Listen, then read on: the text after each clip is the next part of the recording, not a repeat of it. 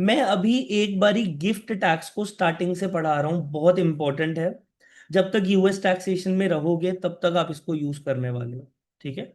So let us start once again with gift taxation और पूरे के पूरे फ्लो को समझते हैं, पूरे के पूरे कॉन्सेप्ट को समझते हैं। ठीक है। तो होता क्या है, हम सीख रहे हैं अभी गिफ्ट टैक्सेशन।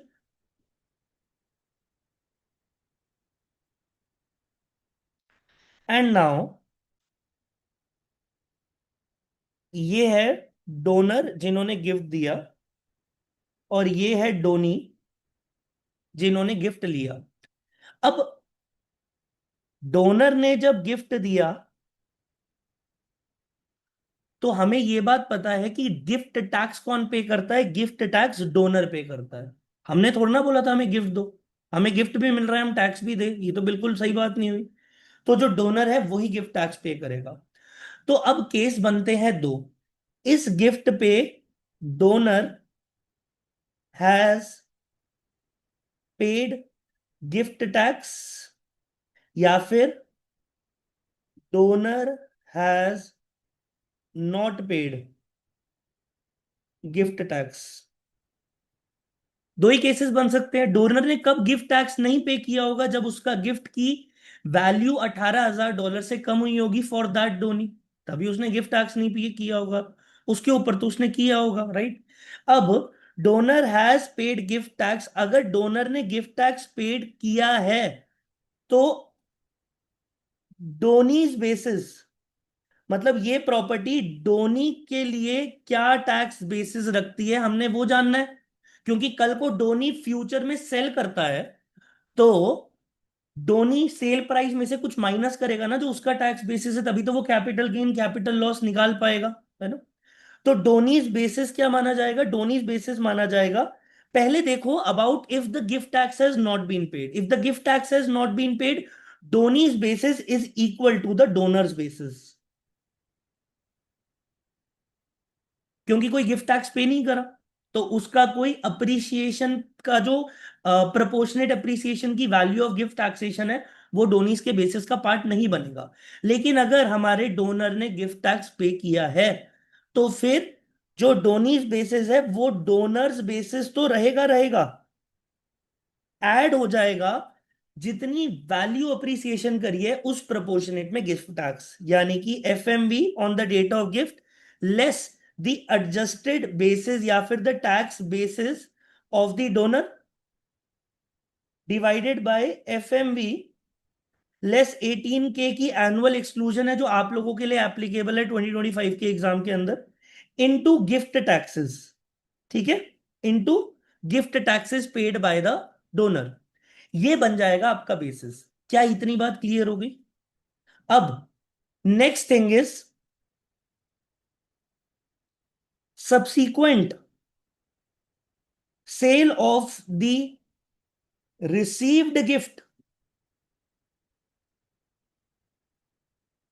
बाय द, अब डोनी बेचेगा ना, डोनर ने डोनी को गिफ्ट दिया और डोनी आगे उस गिफ्ट को बेच रहा है, डोनी। तो इस केस में हम क्या देखते हैं? इस केस में बनेगा क्या, देखो सिंपल सी बात है। या अगर जिस दिन पे हमने गिफ्ट दिया था, जिस दिन पे गिफ्ट दिया था डोनर ने डोनी को, on the date of gift,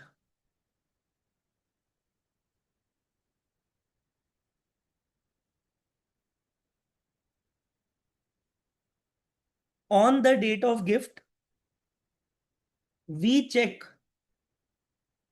number one, अगर fair market value was greater than the adjusted basis, मतलब जिस दिन डोनर गिफ्ट दे रहा है उस दिन उस गिफ्ट की फेयर मार्केट वैल्यू ज्यादा है एडजस्टेड बेसिस से। ठीक है। तो इस केस के अंदर तो हमारा बेसिस ये रहने वाला है या ये रहने वाला है, डिपेंडिंग अपॉन हमारे डोनर ने गिफ्ट टैक्स दिया था या नहीं दिया था। ठीक है।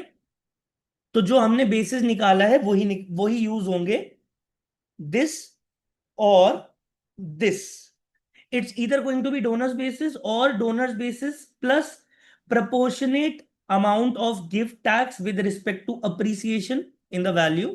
ठीक है, जो भी होगा, अगर गिफ्ट टैक्सेस पे करे हैं तो ये गिफ्ट टैक्सेस पे नहीं करे तो ये वेरी इजी, कोई दिक्कत तो नहीं है इसके अंदर। नाउ नंबर 2, अगर fair market value of the gift on the date of gift, मैंने on the date of gift यहां पे जानबूझ के लिखा है ताकि आप भूले ना, ठीक है। अब अगर fair market value on the date of gift is less than the adjusted basis, तो देखिए इस केस के अंदर डुअल बेसिस का कॉन्सेप्ट यूज होता है, डुअल बेसिस माना जाता है। क्योंकि डुअल बेसिस क्यों? क्योंकि गवर्नमेंट चाह रही है ना हम आपके मैक्सिमाइज करें लॉसेस, ना ही हम आपके मैक्सिमाइज करें गेन। इन शॉर्ट गवर्नमेंट तो ये चाहती है कि आपके लॉसेस मैक्सिमाइज ना हो, लॉसेस मैक्सिमाइज नहीं होंगे, इसीलिए उन्होंने गेन पे भी कैप लगाना पड़ गया। क्योंकि दोनों ही तरफ तो ऐसे नहीं कर सकते ना, वरना पब्लिक भी रिवोल्ट करेगी। सो इसको बोला जाता है कि इस केस में हमें डुअल बेसिस देखना है। अब ये जो डुअल बेसिस है ना, ये डुअल बेसिस है बट मैं इसको ट्रिपल बेस मानता हूं।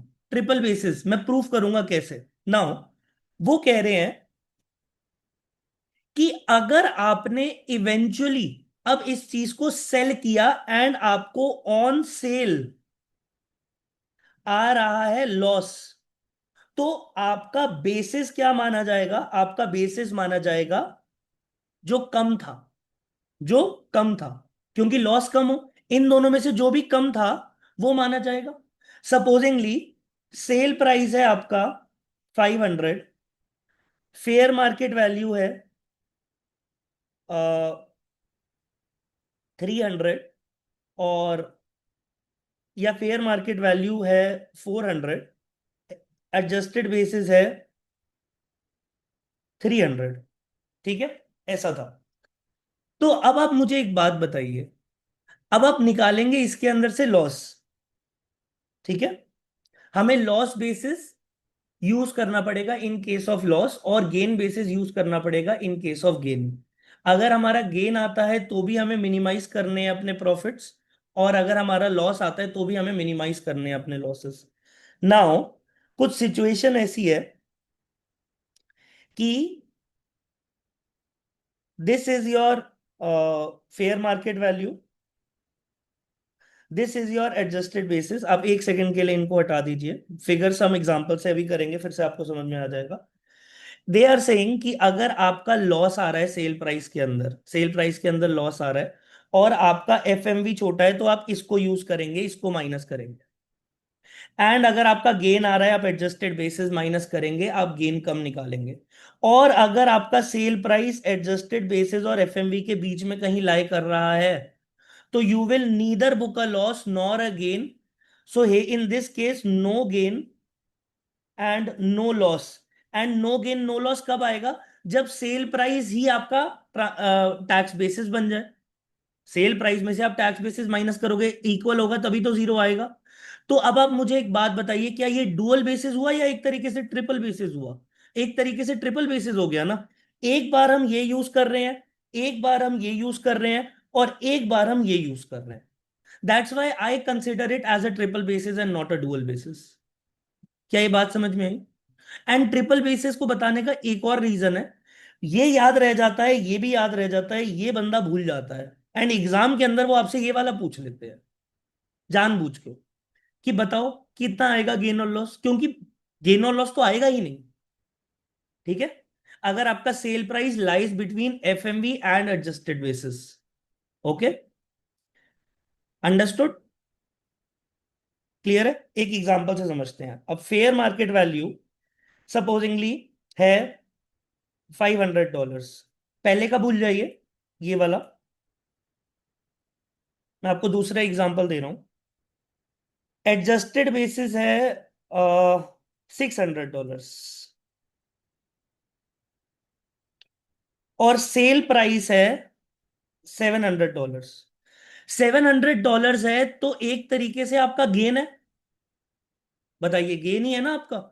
गेन के अंदर हम गेन मिनिमाइज कैसे होगा? इसमें से ये माइनस करेंगे तो $200 का गेन आएगा, इसमें से ये माइनस करेंगे तो $100 का गेन आएगा। इसीलिए गेन के टाइम पे एडजस्टेड बेसिस जो ज्यादा है वो माइनस हो रहा है, क्योंकि हमें गेन मिनिमाइज करना है। $100 का गेन आएगा। क्या ये बात समझ में है? गेन क्यों मिनिमाइज कर रहे हैं? क्योंकि गवर्नमेंट ने आपके लिए लॉस मिनिमाइज करना था। नहीं तो लोग गिफ्टिंग के चक्कर में ही बहुत सारा लॉस एक्यूमुलेट कर लेंगे, capital gain, capital loss accumulate कर लेंगे। That is the reason they wanted to have a cap on the maximum amount of loss which they allow you in case of gifting.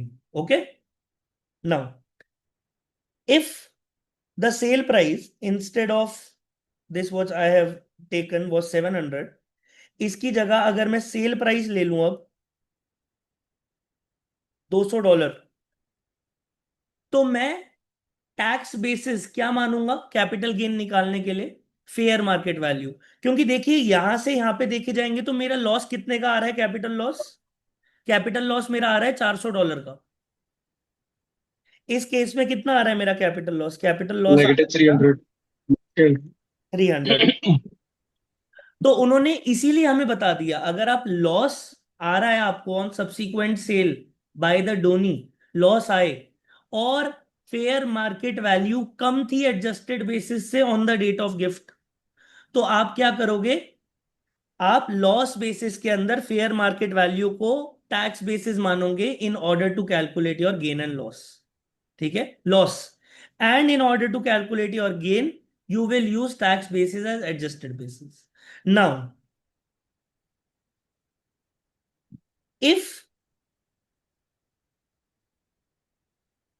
if sale price is $550, so it lies between the adjusted basis and fair market value, therefore no loss no gain will be recognized।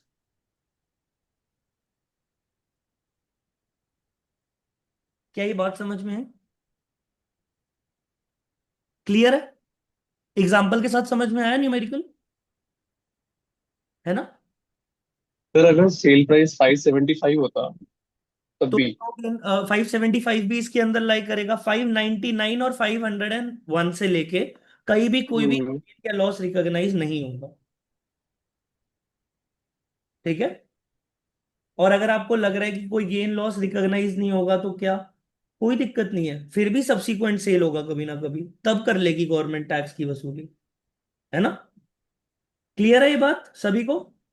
जिनके camera off है उनको भी clear है? Gift taxation important है। एक और चीज मैं आप लोगों को बता दूं, पहले भी बता चुका हूं, आज फिर बता देता हूं। ग्रॉस इनकम जी आई निमोनिम याद रखना, ग्रॉस इनकम में ना ही जी आएगा ना ही आय आएगा, यानी कि ना ही गिफ्ट आएगा। जब भी आपको गिफ्ट मिला it's never a part of your gross income. Okay, and जो भी आपको इनहेरिटेंस में वेल्थ मिली है that is also never a part of your gross income. तो जी और आई नहीं आएगा ग्रॉस इनकम के अंदर।